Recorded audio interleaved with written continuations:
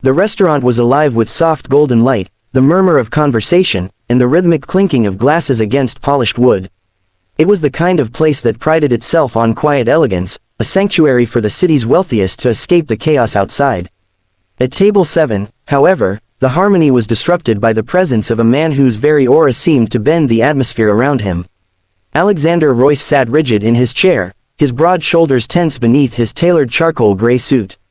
His dark hair, combed immaculately back, caught the warm glow of the chandelier, but his face was stone, carved into the kind of expression that made people look away rather than risk eye contact.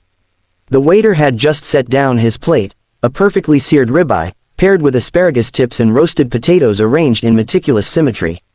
But Alexander's eyes, sharp and cold as steel, lingered on the dish like it was an insult.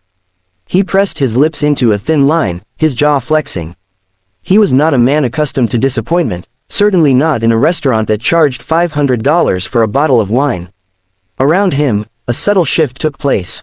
Patrons at neighboring tables whispered behind champagne flutes, recognizing the man whose face had appeared on magazine covers, whose name was synonymous with business empires and headlines that often carried words like ruthless, relentless, untouchable.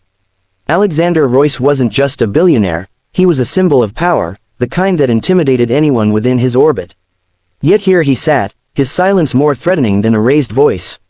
Finally, with deliberate slowness, he lifted his knife, cut into the steak, and examined the slice beneath the gleaming blade. Too much red, barely warm at the center. His